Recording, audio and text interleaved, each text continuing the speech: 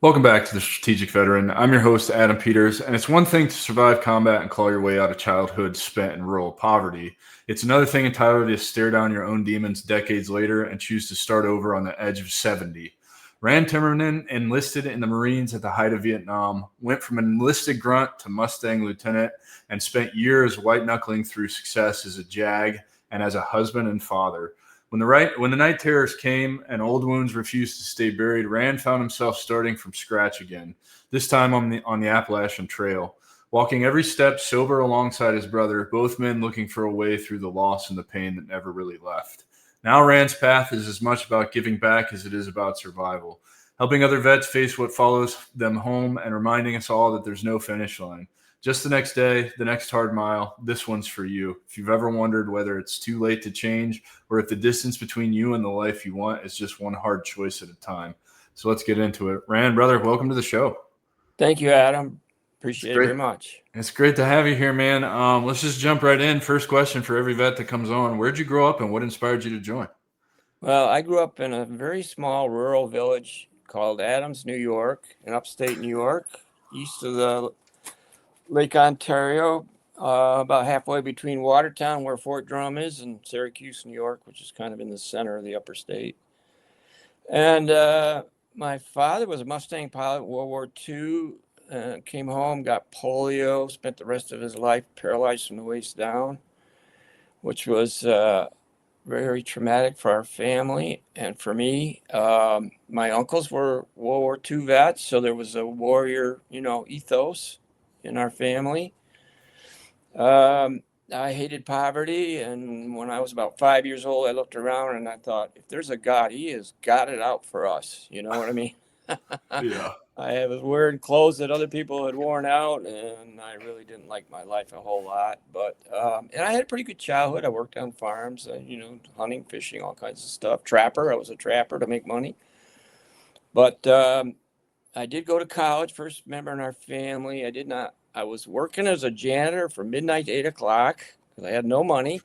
I was a pin setter in a bowling alley, and I was selling Amway. And No, you're I an was Amway guy. yeah, and I was struggling like a son of a gun. And I would save my money. I knew from the time when I was 13 and I got drunk the first time, I knew alcohol could be a problem. Yeah. Uh-huh. But it really made me feel so awesome. It was an amazing experience. And Spiritus, which is Latin for alcohol, became one of my best buddies for From a the long time you were time. 13? Yeah, no, I didn't. We were poor. I didn't drink very often at all. He was like a best friend, but he lived far away. He might hang out with me on a weekend once in a while. That was about it in the beginning. Uh-huh. Until you get to But the core. yeah, well, there wasn't a whole lot of drinking in the core. Problem was when we did it, it was insane. Yeah, of course. Yeah. So anyway, I'm in a bar in Oswego, or I was going to college, and I came to or woke up on a Monday morning on the pool table by myself. And I hear a key in the door, and the owner comes in, and he's like not paying any attention to me.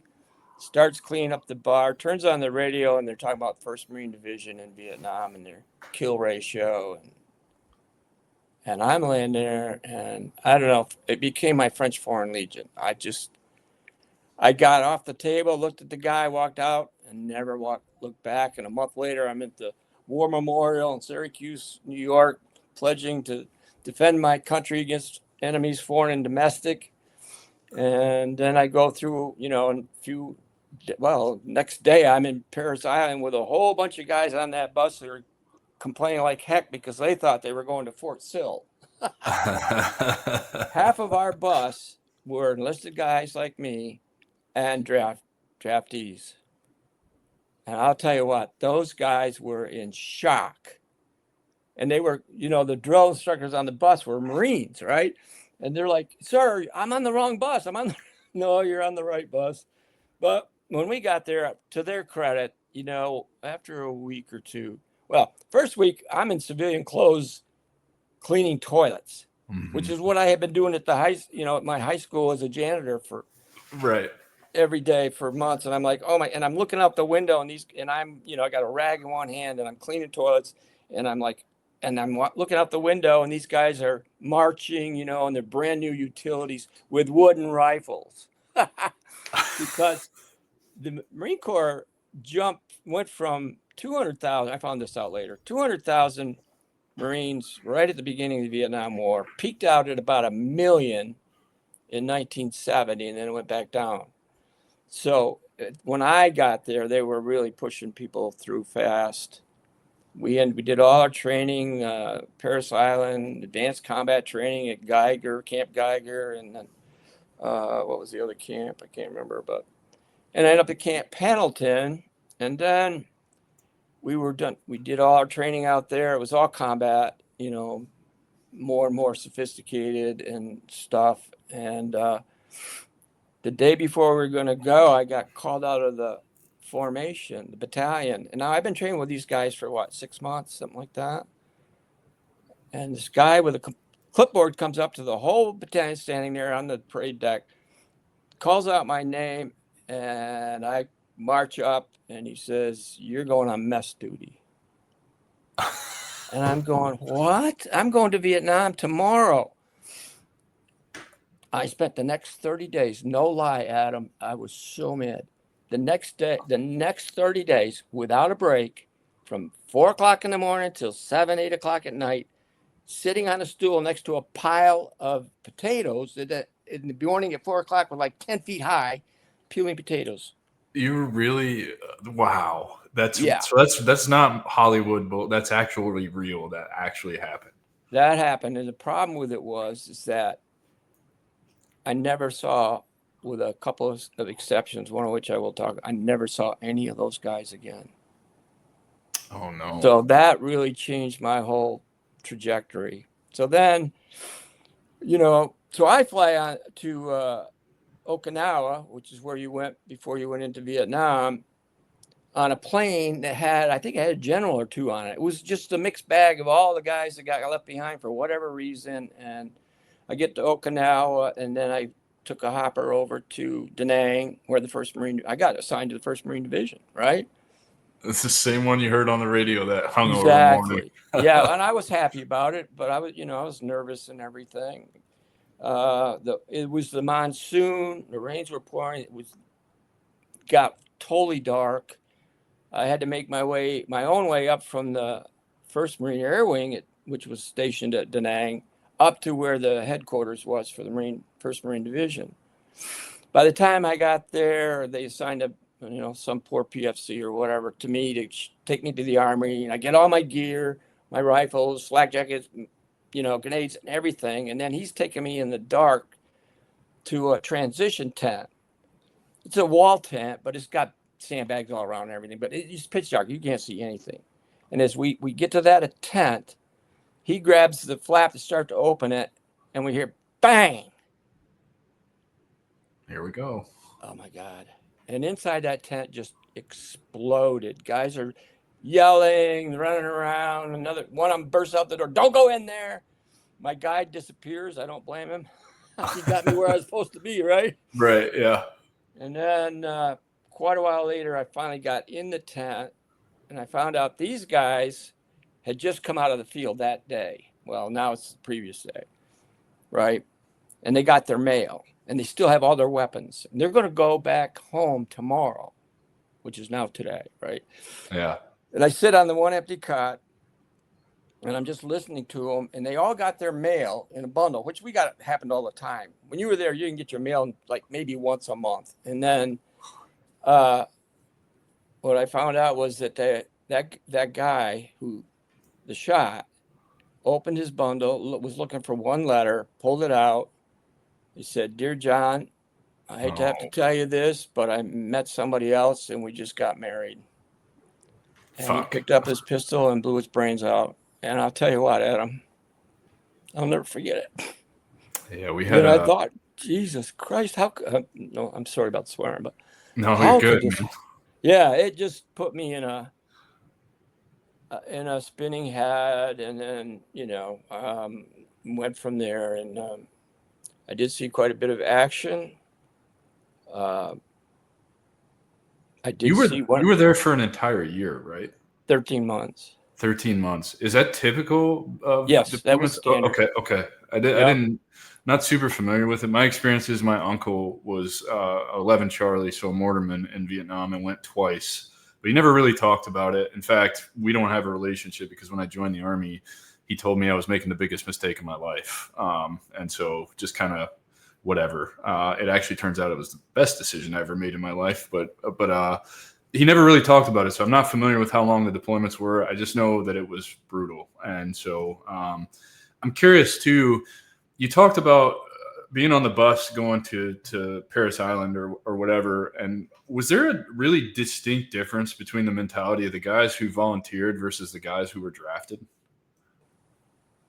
I think so. My impression I got, I mean, this is just, one little microcosm of the Yeah, universe. of course. Those guys on that bus, I enlisted because I was looking for a way out for me, out of poverty, out of boredom, out of just not having a good life. They waited until they got drafted, think they'll go in the Army, they'll just, they'll slog their way through. And I think they probably were really apprehensive about the Marine Corps because I'd heard so many stories about the training and stuff. But I would tell you that within about 3 weeks, they were happy to be there, I think. It just kind of just the switch flips. Yeah, I It's don't just know. everybody's kind of in the same mentality at that point. Yeah, they Yeah. got that gung ho attitude. I'm going to do this, and drill instructors were tough, but you could see they were also cared about us. Right. Wanted us to be well trained, do the right thing, and it's funny. I can relate to what you're talking about there because I went to basic training in the beginning of 03, and that's kind of right after Iraq had kicked off. Afghanistan was kind of getting into full swing, and I had a couple DIs that were guys that had already been to Afghanistan or really Afghanistan, and I noticed that too. They at the same time they're breaking you down and building you back up and being what a drill sergeant's supposed to be. There was something different. Like they actually cared because they had seen kind of the horrors of war and what it was actually going to be like for us. And by that time, the writing was on the wall. We knew. I mean, I knew it didn't matter what unit you went to after basic training. You're going somewhere soon. So I relate to what you're talking about there as well. Is just seeing kind of the care that they actually did put into training us. Right. So, and one of the problems with alcoholics is we get bored easy. Yeah, we do. Yeah, we do. So, you can slog through the jungle. It's not the Wild West every day. I learned later the average combat veteran in Vietnam fought on average 157 days out of a year. World War II, it was like 10 because it was all big, big D-Day type stuff, right? It was a whole different world. So there was a level of anxiety there. A lot of it was like the Civil War where you just kind of don't know what's going on and it's a skirmish. Are you on the edge of a battalion of North Vietnamese or is it just a squad, Right, you don't know. Yeah, you don't know. And but most of the time you're just miserable. You're soaking wet, whether sweat or rain or and so I volunteered a lot. I was a machine gunner on a helicopter for a little bit. I bet that was fun. That was a blast. I bet, yeah.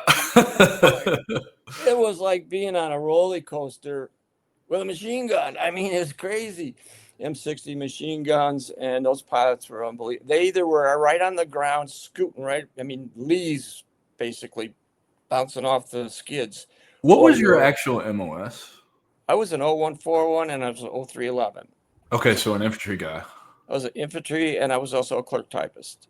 Okay. Because I learned how to type. So, but even when you were doing that, you would be either on perimeter, in or outside the wire every other night, sometimes every third night. And then we would go out and do ambushes or we would do night patrols. So you would and then I ended up on a reaction platoon, which was just all pretty much waiting for combat and then being involved in it. Yeah. In my book of hiking the Appalachian Trail, I ran into a bunch of guys that were out for like a weekend in the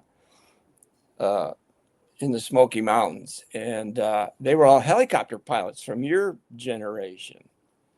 Now, I had been a machine gunner, so I'm in a different planet than them, but we were telling war stories. One story I told them was about, so the first time I went out where we got into it on the helicopter as a machine gunner, there was a bunch of Marines that were kind of trapped and they were running out of ammo stuff. So we went in.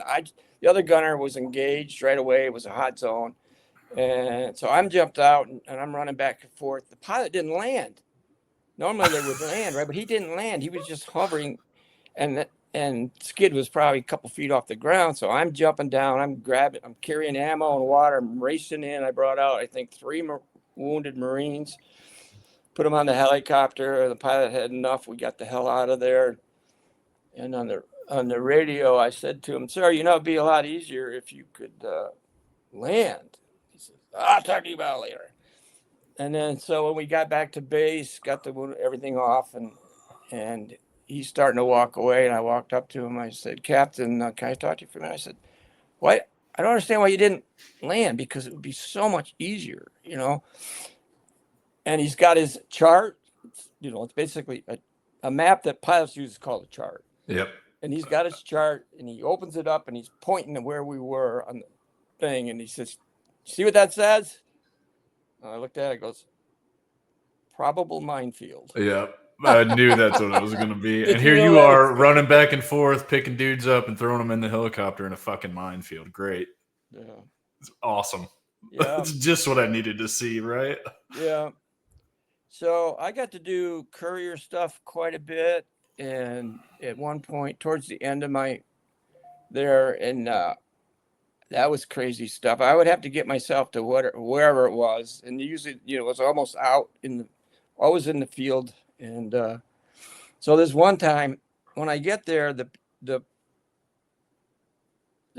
tell me to go down to the first platoon. Just go down this trail and you run into this platoon. Well, I can hear them firing. They're in the middle of a firefight. Mm-hmm. But in the Marine Corps, they don't always tell you why. They just say do, right? So I go down this trail. I get down there. I end up getting a prisoner. I didn't get the prisoner, but they had a prisoner. That's why they sent me down there. So I take this prisoner. I come back up to the company headquarters, which is, just a radio station basically out in the boondocks. And they tell me, go to the resupply point where you came in from and just wait there. And you're going to take this guy back to headquarters battalion for questioning, right? So I take the guy, and then so I'm walking down this trail to the resupply point with this prisoner by myself, which is kind of insane. So we get there. I tie the guy to a tree, his back to a tree, so he can't move, can't do anything. He's blindfolded. And I start doing like a one-man perimeter. And pretty soon, a couple of 6-bys come in with supplies, right? And one of them is the guy that I had trained with, and he yells my name, and he jumps out of the cab, and we're like high-fiving or whatever the hell we were doing, and just glad to see each other, and Yeah. tucking up a storm. And then there's another 6-by backing up, and all of a sudden we just horrible screaming, and I knew right away. And I raced behind that truck. He was already pulling back away from the tree. And there's my prisoner, and he was crushed. Mm-hmm. And I knew he was not going to make it. There was no way. I ended up untying him and laying him down, taking his mask, taking the blindfold off, and holding his hands. And it really affected me a lot. I felt like I'd done something really bad. Yeah. Because how many Marines would lose their lives because we wouldn't know what this guy could tell us about what we were dealing with, that kind of thing. So I had nightmares about that and other things. But yeah, then I joined a reaction platoon, because that way you would stay at the headquarters battalion until they sent you out. And that way we could get warm beer and some other things once in a while and get wasted. So I joined that. And then we went out one night on a really bad mission, and we ran out of ammo, and I had to use my bayonet. Oh, boy. And I ran. And then I found myself in a bunker full of generals after a few days. Where were you? What happened? What did you do? Why did you run? Marines don't run. Well, you do when you're out of ammo. Yeah, well, I had used the last 2 bullets I had after I used the bayonet. to take care of the last two guys that had a chance to get me. Yeah. Anyway, the only reason I tell you that, because that really affected me later on when I became a civilian.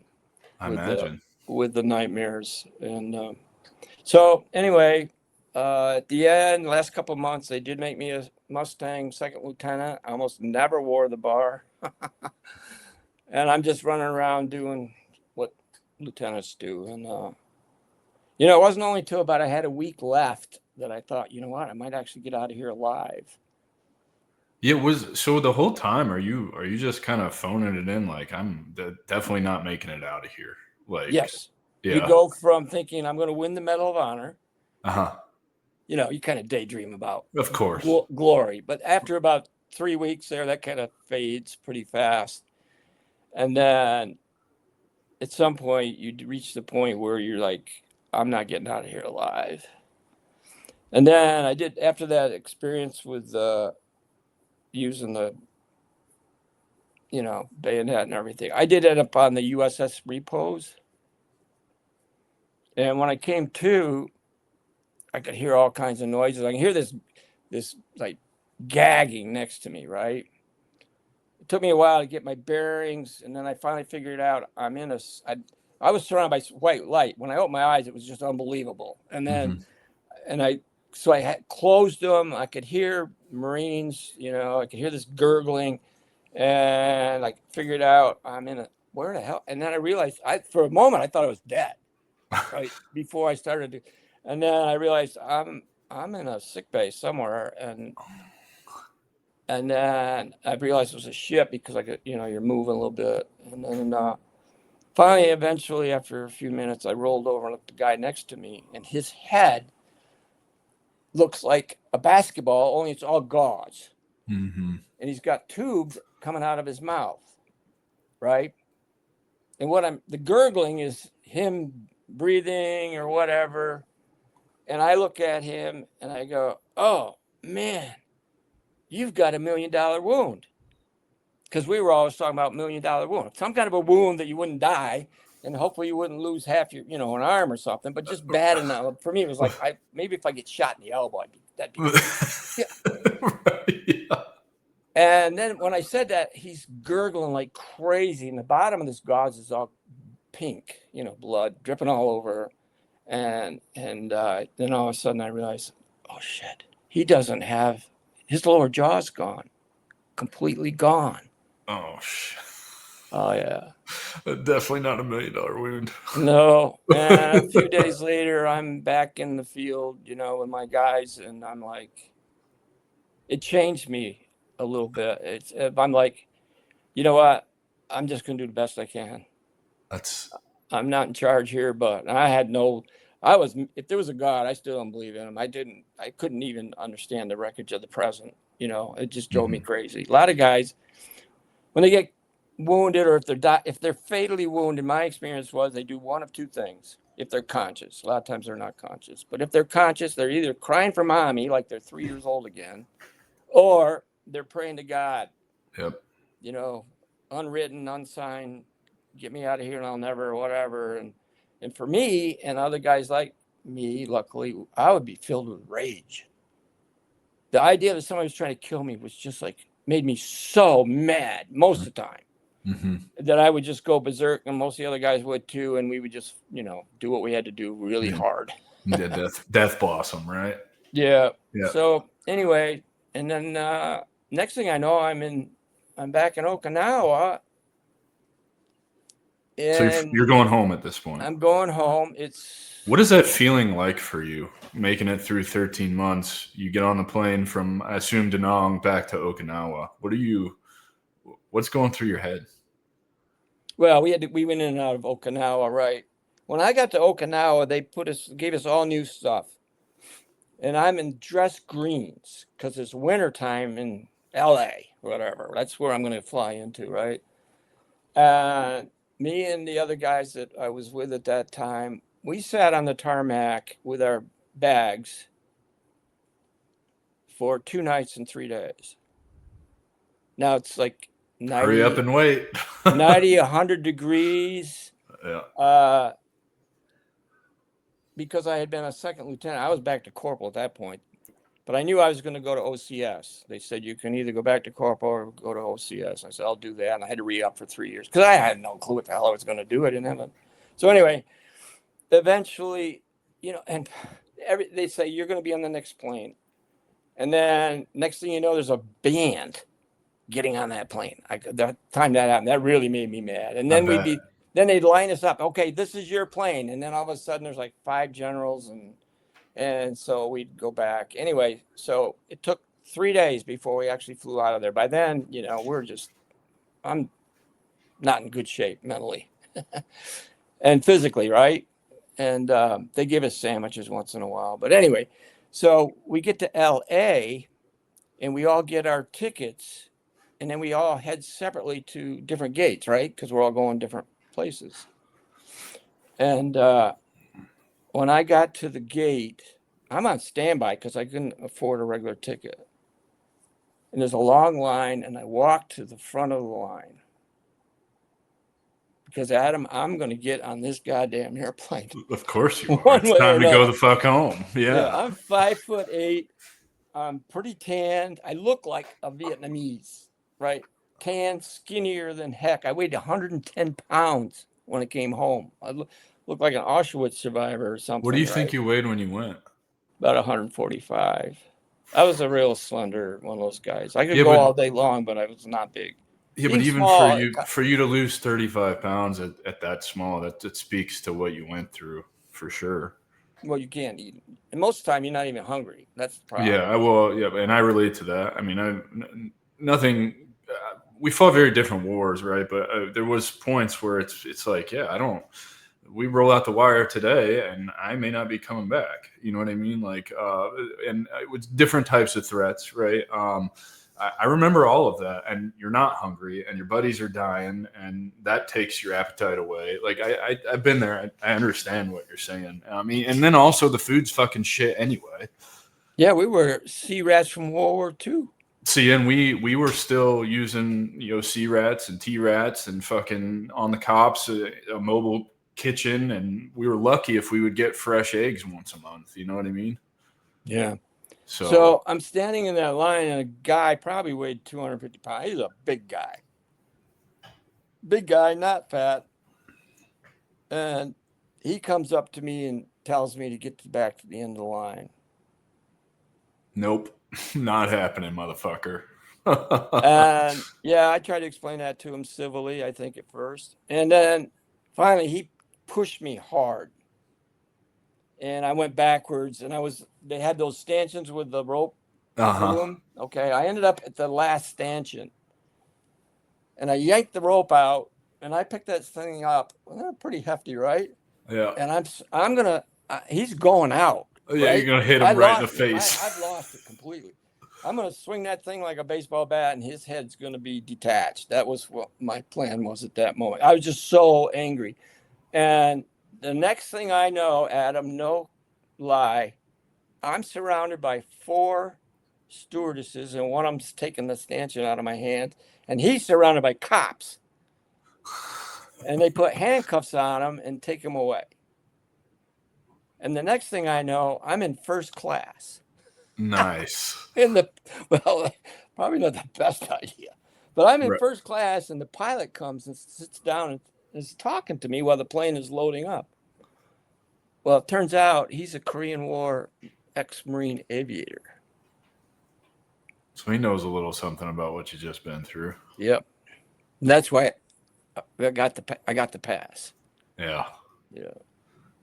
So then I get home, and that was really, I don't remember the flight home. I don't remember anything until I got home, and I went down and slept on my cot, which I slept in the basement in a cot. It was my bedroom because we were poor. And the next morning I got up, and my mother was, crying. My sister and brother were there, and then my dad came out with his crutches and stuff. After we had breakfast, I opened my sea bag and took the lock off, and a cockroach came out. Oh boy. And my mother's screaming at me like, You get that thing. You get that thing out. You get out of here. You go out the garage. And I'm like, oh my God, it's like I'm before I ever went in the Marine Corps, The honeymoon is over. Right. Yeah. A couple of days later, I'm with my dad, and we're going out to the field because we had built a hangar. He rented some land from a farmer and we built a hangar out there, and he was always buying old airplanes, fixing them up, and then flying them, and then selling them, and doing stuff like that. He was the best pilot I ever saw in my whole life. He was amazing. How was your dad flying after he became paralyzed? He was paralyzed from the waist down. Yeah, but you still need your feet to fly. Did he rig the rudder pedals some other way? You are very astute. Well, so I'm actually a pilot. I went to flight school when I got out of the Army, so I'm fascinated. First of all, I love that you're both Mustang. I assume you flew the Mustang as well, right? No, I wasn't a pilot. No pilot. That's one of my favorite. My two favorite airplanes are the P-51 Mustang and the B-17. Yep. So I actually did fly in a P-48 when I went to Cherry Point.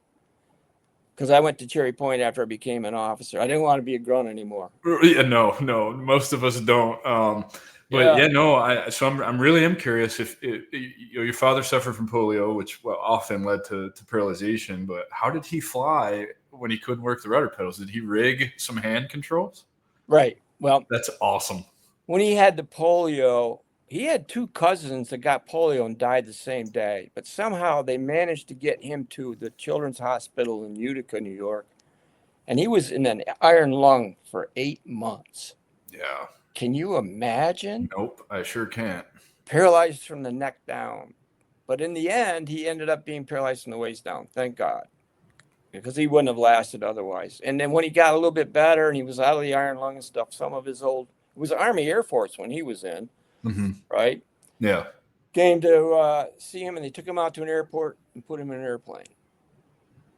That was the story I heard. And when he realized he could fly, that gave him that spark that he needed. I imagine so. So when I was a kid, the first airplane he got was a Piper Cub. So in the Piper Cub, they sit behind each other, right? Yep. So he would use the rudder on the seat behind him to control the rudders. So he didn't even need his legs, right? Right. He would use the stick, and then he would reach back and he would he was such a good pilot. He would cheat just a little tiny bit. So he'd only have to use like one rudder, right?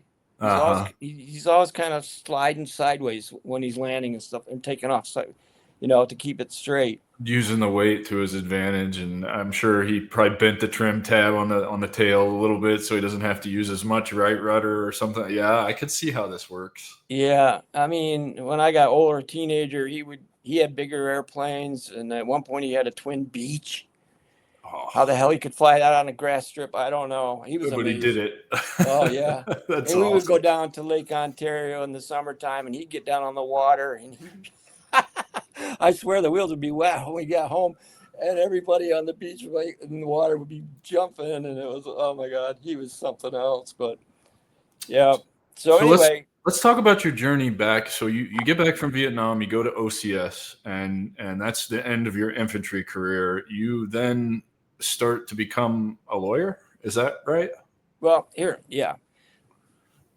So after the incident with my mom, I'm with my dad going out the airport, and I started to tell him about one of my combat things in Vietnam. And he cut me right off, and he's yelling at me, "Don't ever talk about it. Your uncles you never hear your uncles talk about it. Just put it in the back of your head. Forget about it. You're okay. You're safe." And I'm like, "Dad, worst advice. I'm a combat Marine that's going to OCS in the basic school, and guess what? I'm going to be a second lieutenant with combat experience. Where the hell do you think I'm going to go?" Oh, yeah. And then he starts beating me with a newspaper, roll up newspaper. He's hitting me on the head. "Just do what I'm telling you to do. I know what like I'm 12 years old again. Yeah. The significance of that, Adam, was that I actually did what he said. Which is the worst thing you could absolutely do. Yeah, I did. Yeah. I swallowed it all. I buried it. And Ren, I'm the same way because I grew up My grandfather was a World War II medic. My uncle was a Vietnam veteran. It skipped my dad, and it goes straight to me to go fight in the global war on terror. I grew up with men who would tell me the same thing: swallow it. We don't talk about that. That's weakness. Sure. It's funny because I'm 40 years old now, and I've done my own healing, and that is the worst advice we could have ever gotten. Yeah. Well, there was no VA in those days. There was No, not making excuses for it. It is what it is, right, wrong, or indifferent. We did the best we could. I mean, we didn't even know it was called PTSD back then. I'm pretty sure in your day they called it shell shock, right? Yep. Combat fatigue. Yep. Yeah. And a lot of those guys didn't do well. All my friends, alcohol, directly or indirectly, most of them were gone by the time I was in my 40s. Look, and it doesn't change because I also had my own battle with alcohol, and it was 2 gallons of whiskey a week at its peak, and the withdrawals, and almost killing myself, like literally killing myself drinking alcohol. I'm sure you can relate. Yeah. But what happened to me after we got all done with that, and the day I showed up at Cherry Point to come in, it was a Sunday. I had orders to be there on Sunday, and I walked in. The captain of the day was a guy by the name of Dale Moan. Had been my drill instructor in Vietnam, or in Paris Island, almost 2.5 years before. They made him a Mustang lieutenant, and then he became a first lieutenant, and then a captain, right? I ran into him a couple times in Vietnam, and one time he was I think he was a second lieutenant, and the next time was a first lieutenant. So anyway, I get there, and we're all hugs and kisses and everything. And he goes, "Where do you want to go to a school?" And I said, "Oh, I don't know. What do you got?" And he's rattling them off, and I said, "Rhode Island. I've never been to Rhode Island. What's that?" He says, "JAG school, Judge Advocate General School. You can be a legal officer." Really? So he got me the orders that day, and the next day I'm in Rhode Island. So what was it about JAG that you just wanted something new? Did you know you wanted to become a lawyer? I had no idea, Adam. I had no idea. This is like a shove from God that I got, 45 years before I even started to think I might need to believe in him. And so I get over there, and here I am, a second lieutenant, obviously a kid, right? Uh-huh. And there's 99 captains there who are all law school graduates. And you are not. And I'm the only one there that's not. And 20 of us got a mansion, and we stayed there because it was off season. 20 of us got this huge mansion for peanuts. And these guys are all like celebrating being lawyers, and a lot of drinking during the week and on the weekends especially. And for whatever reason, I thought to myself, you know what? I'm not going to drink during the week. I'll party with these guys only. I'm going to study this stuff because we got trained in Article 32, right? Mm-hmm. And so I knew a little bit about it. Anyway, so I focused on it, which I'm pretty good at, right? And most alcoholics can focus pretty good. Yeah. And lo and behold, at the end of it, I was the platoon or the class honor man. I got the highest score. Pissed them all off. Yeah, the one without a law degree gets the highest score, right? Oh yeah, how the hell this kid do that? So anyway, I get back there. They made me a defense attorney, and first 2 guys, one of them was fell asleep on watch. That was what he was charged. Which in the Marine Corps, that's what is it, Fort Leavenworth? That's 2 years, man. That's really serious stuff. And of course, the panel, as you know, is like colonel, major, couple captains, maybe a lieutenant. I think there were usually 5. Yeah, all the fucking assholes who don't have to pull guard and don't know what it's like to try and stay awake. Yeah. Well, anyway, I called a witness, which nobody ever does. Said no, he wasn't sleeping. He just had his eye. I don't remember how it worked, but they acquitted him. There was enough doubt that That's awesome. Yeah, that's unbelievable, right? So then I had another one shortly after. So the next thing I know, I'm a prosecutor, right? How do you get rid of a good defense attorney? Turn him into a prosecutor. Exactly. So I knew I really liked it. I was pretty good at it, turned out. And so that's how I ended up being a lawyer, because I knew what I wanted to do. Marine Corps almost killed me, and then it gave me a new life. Like I was reborn. So you get out of the Marine Corps, and did you have to then go to law school to become the lawyer that you ended up being for 40 years? Or Well, does it? I went to Syracuse University. I only had 3 semesters so I had to go get my BA, which I managed to get in a year and a half. So, and then I did the law school thing. I got married. I met on my 30 days leave when I came back from Vietnam. I met a girl and married her, and we had 3 daughters. She asphyxiated herself and died 7 years ago. I'm sorry, brother. But, well, combination of the war and being a smartass. And I was driven, so alcohol didn't really affect me much most of my adult life until everything was, at the end it owned me. But Yeah, well, when you start to slow down, and that's all that right? Like, yeah. yeah. So I was in law school, married with now 2 kids, working full time because we had no money. The Yeah. GI Bill didn't even pay the tuition at Syracuse. Of course it didn't. So I'm working my butt off, and one night, and I thought to myself, Adam, it's amazing. It was like not like the war didn't even affect me. I was real busy. I was doing the right thing most of the time. Got drunk once in a while, but nothing real serious. And I thought, man, I don't know how come I'm not more affected by it. Well, then one night, all of a sudden, in the middle of the night, I'm back in Vietnam in a battle. I come to in a battle, and I can smell the gunpowder. It's the noise, the whole 9 yards, and then I'm gutted. I'm sitting on the ground. I've been sliced wide open, and I'm trying to put my guts back in. Mm-hmm. And all of a sudden, I realized, Rand, this one, you're not getting out of. You can't. I couldn't. I realized I got my hands full of my guts. I can't put them back in there and make it work again. I'm done. And I started screaming, and I'm covered with blood, and I could smell manure, everything. Yeah. And all of a sudden, I'm bathed in white light, and my wife had gotten out of bed and crawled over. She's laying on the floor, and she had flicked the light switch up. And I opened my eyes, and I'm staring at her, and she's staring at me. And I'm not covered in blood. I'm covered in sweat. Mm-hmm. The manure is real. I have voided myself. Our bed is full of urine and manure.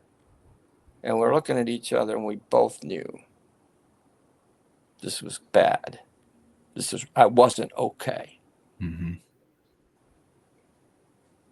And that started a new chapter in our lives. And then after that, I was pretty much racked with nightmares on a regular basis. I never went to the VA until I was 65, and I went in handcuffs into a psych ward. Went through 3 doors to get into a psych ward because I had suicidal ideation. And a lot easier to get in there than it was to get out. Yeah. But so anyway, I started medicating with alcohol quite a bit. I would put the kids to bed, read them their stories. My wife would go to bed, and then I would just pound for half an hour, just drink as much as I could. Liquor? Yep. And then I would just wake up. I was always an early riser. I never slept more than, 4 to 5 hours a night, even to this day in my 80s. I still walk 7 miles a day. I'm just the Energizer Bunny. I don't know how to explain it. But so I would just go to work. I was self-employed. And my drinking didn't get real bad, but I used it to medicate like that. And I went on. But yeah. What kind of law were you practicing? I ended up being a litigator in New York State. I did a murder trial early on. How was that? I've always wanted to be on a jury on some high profile murder trial just to see how the whole process. I'm weird. I know that's a weird thing, but I'm fascinated by how that whole thing would go. Yeah. When I started out my legal career, I didn't have any clients, right? So It's funny how that works. yeah. So I signed up on all the courts to be an assigned attorney. In those days, they were paying you $15 an hour, and they would assign you to criminal cases. So I would go to court every night to all the outlying towns and villages on the night courts circuit, and I went to county court. Then I got on these things, and then we had two brothers that committed a murder, and I represented one of them, and I did everything I could to defend them, the best of my ability. I ended up subpoenaing the head of the FBI lab in Washington, D.C. to come in and testify about the DNA. It was one of the first DNA cases where they're trying to use the DNA to prove that my client was at the scene of the murder. Because they killed this guy, but the body was never found for like 9 months later when a dog brought a leg bone out and the sheriffs were called. So anyway, I got a ton of publicity, obviously, right? Yeah. And the worst part is that the lady came and put her on the stand, and then I had a deal with the DA that he could question her first if he wanted to, because on cross-examination I can ask questions easier. So I kind of tricked him there a little bit. And then on cross-examination, I got her to admit that the test wasn't valid. Damn. And it had to be thrown out. So, but from that point on, I could, and I started doing other types of litigation, and a lot. At the end, I was doing mostly Supreme Court stuff. Each county in New York has a Supreme Court, what they call Supreme Court, and that's where the big boys play, right? Yeah. And I was making a ton of money, so it was good. Let's talk about the 2200 mile journey you took at 72 years old. Yes. My brother, Ron, is a combat veteran. He was in the Army. He was down in the middle of Vietnam around July, and he was a machine gunner on a helicopter for a while, and he got banged up some too. So we came back. Ron met, so our mother's best friend's name was Edie, and she was divorced with 7 kids. So I got back before Ronnie, and then Ronnie came back, met Edie, and next thing I know, they're driving around in a convertible going line dancing, and she's wearing mini skirts and red cowboy boots, and my brother is madly in love. And he married her, and she's got 7 kids, and they moved to Utah. Ron became a bishop in the Mormon church. My brother always believed in God, even though he had, and so he was a lot more spiritual than I was. He never drank that I know of. We would get together once a year. My younger brother is a drinker, and he and I would get tipsy, and the 1 or 2 days a year we would see Ronnie. Him and I would be drinking, we'd be joking about how boring Ronnie was because he didn't drink. Oh my God, I was a jerk, right? Yeah. But he had a great life. Well, Edie had a massive stroke in 2011, and then for the next 6 years, it just got worse.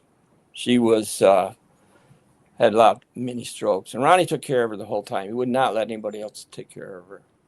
So I went to see him right after she passed, and we were hiking in the desert in Utah, and he had done a lot more hiking than I realized. I ran 26 marathons. I used to do a lot of cross-country ski racing. I was a weekend warrior my whole adult life, right?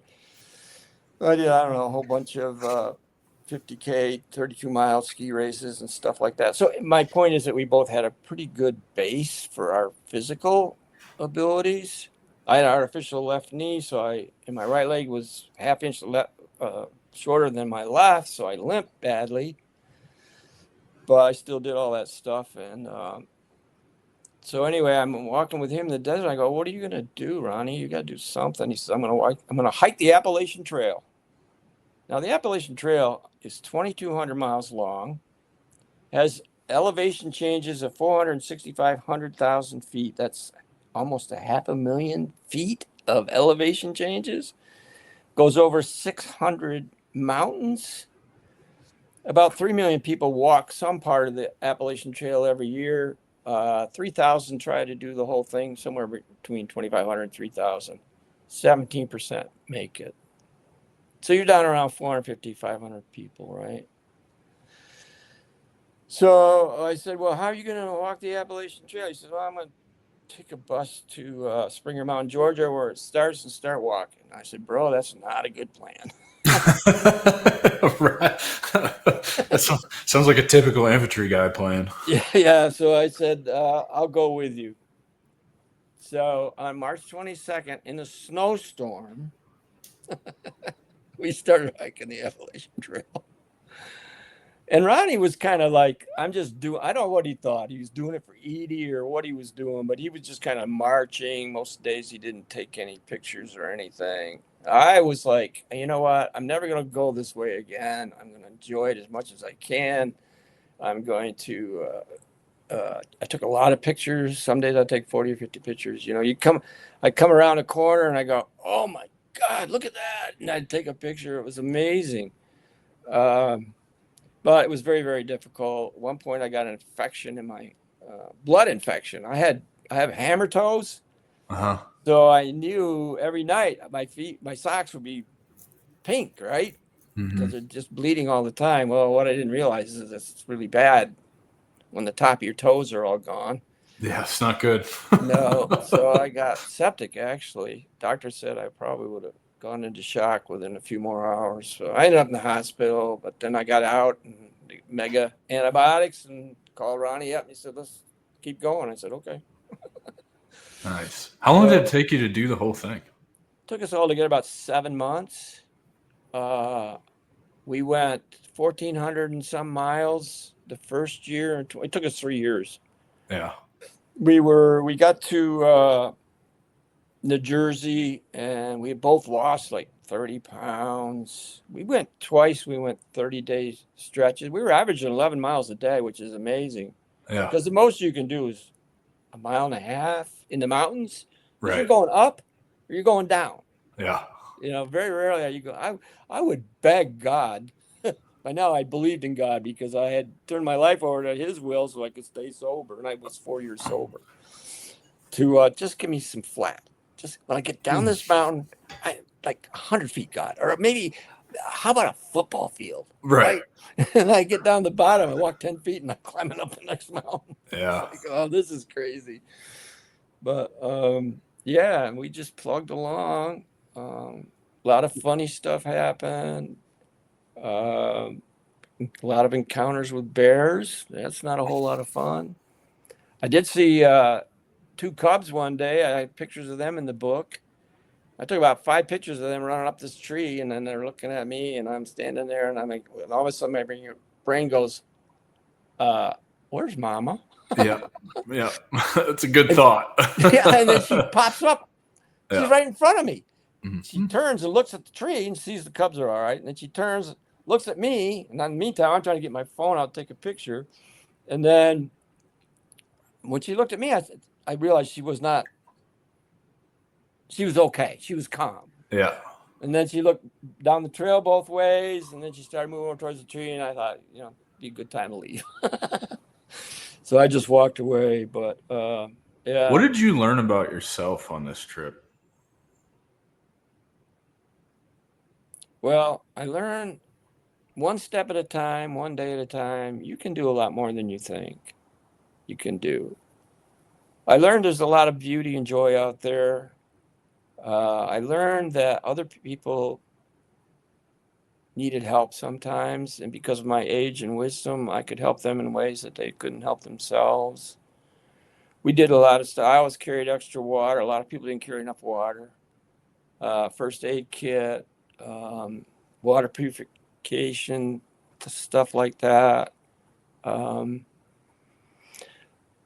faith in God was renewed, or I shouldn't say renewed, it was made much stronger. Mm-hmm. I almost died one night between Klingman's Dome and Fontana Dam. There's a section of the trail there that's only about 20 feet wide.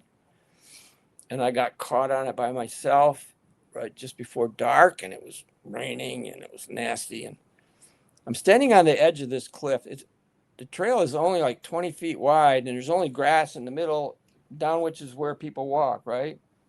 So I pitched my tent, and I'm taking a leak before I get in. I look down, and there's trees. I mean, I'm looking down. It's at least 1,000 feet straight down. And I look, and there's trees behind me. Not good. And then on the other side, it's the same way. So I get in the tent, and in the night, I woke up. The valley coming up to the trail where I was like wide, and then it narrowed right up. Mm-hmm. Right? It's like it being at the end of a huge canyon. And at the base of it, it's probably at least 2 miles wide. And by the time I got up where I was, maybe half a mile. Anyway, the winds are blowing like crazy from that direction. And it sounded like freight trains. Like the wind would hit the bottom of where I was and come straight up and then over the top. And sometimes it'd be on the right and sometimes it'd be on the left. Now I have a mountaineer tent. It has 2 aluminum rods going to where the stakes are, and that's it. But it's made for that kind of, winds, right? And Ronnie said, well, were you hanging onto the rods? And I said, no, I was pushing down on those stakes with my hands and my feet because I felt like I was in a body bag. And the tent, when the wind was going right over me, it was smashing that tent like 4 or 5 times a second, just banging the crap out of me. Mm-hmm. And I'm like, oh my God, there's no way I'm going to survive this. And I was saying to God, because by then I've been sober 4 years. I'm helping guys. They would call me every day. I had to set the schedule with these guys. I turn my phone on in the morning early and try to be at the top of a mountain so that they could talk to me and check in and stuff. And, and I'm thinking, geez, God, I got my life straightened around. I've been doing a lot of good stuff. I'm helping people. But if you want me to die today, tonight, well, I guess that's your will. I'll have to accept it. But I really rather not. Yeah. But there was a point after a couple of hours of that, I thought, there's no way I'm surviving this. There's absolutely no way. And then eventually it finally did let up. And by the time it's getting daylight, it kind of got pretty much tapered off. Yeah. And then I had the phone conversation with one of my guys, and he said, are you okay? I go, yeah, I'm okay. Why? And he says, well, I've been watching the weather, and it sounds like really, really bad there. And they said they might even been tornadoes. I said, well, I didn't see any tornadoes, but it was pretty bad. I didn't want to worry him, but let's talk about, so you documented this whole thing, and if I recall correctly, there's something like 500 pictures in your book from this trip. I think that's really fascinating, the way you approached putting this book together, and putting all these pictures in this book. Not so sure anybody else that's walked the Appalachian Trail has done something like that, but I think this is pretty amazing, man. Yeah, there's lots of great color photos in it. I would love, with the last few minutes that we have here, if you would tell everybody how they can get a copy of your book, where they can find it out, how they can reach out to you if they want to have a conversation with you, for whatever that's worth. And I just want you to promote yourself, man. I know I'll be going to get a copy of your book because the Appalachian Trail is something that fascinates me, and I'd love to see all of those pictures and just see your journey. Sure. It's on Amazon. If you just type in a spiritual passage, it will pop right up. My name, Rand Timmerman. I have a website, randtimmerman.com. Just the letters all run together, lowercase, no dots or anything. randtimmerman.com. That'll take you to my website, and it's got the buttons for all the bookstores, including Amazon. They can reach me at rand.timmerman@gmail.com. I'm not on social media. Probably better that way. Gone that direction. I do a lot of podcasts and public speaking. Yeah. And I love helping people. If somebody can't afford the book, I will give it to them. I had a host, real quick, Adam. I had a host, one of the first ones I did here a few months ago. Afterwards, we got talking, and he was lamenting about his father being a police officer, and he had a real serious drinking problem. Wasn't even able to work right now and stuff like that. And long story short, he ended up giving me his father's address. And then he said, whatever you do, don't tell him it's from me, So I just sent the book to the guy, and I just said, I hope you are blessed in your life. Happy trails, and sign my name to it. And, that was it. Well, about 4 weeks later, I got an email from him. Nice. And he said, I don't know why you sent me this book. But I said, I decided to try a different direction with my life. So that made me feel pretty good. Yeah, there's nothing like the feeling of helping people take just one positive step in the right direction in their life. It's pretty incredible. So I relate to that a ton. Rand, brother, I really appreciate you being here to tell your story today. I always cherish my time with you Vietnam veterans. I think you guys are criminally underserved and just not done well. And I love getting the opportunity to tell those of you who are willing to tell your stories, because you guys are kind of a dying generation right now, and there's a lot of stories that need to be told that haven't been told. So I really appreciate you spending your time with me this morning, and I'm so grateful, man. Yeah, I do. I appreciate it too, Adam. I agree with you. Most of those guys, the ones that really saw bad stuff, didn't make it, you know. Or like you said before, and it's 100% true, they just don't want to talk about it. I'm in a writing group with some veterans, and a couple of them are combat Marines. You can't get those guys to talk about anything. No, you I've can't. learned to open up because I realize it will help other people to share my story. That's it. That's what this whole show is about. And so, ladies and gentlemen, I give you Mr. Rand Timmerman. Please get his book. Go reach out to him if you need help. The man has an incredible story and has seen some shit, so I'm sure he can help you get through it. Until next week, we'll see you with another great episode. Take care, everybody.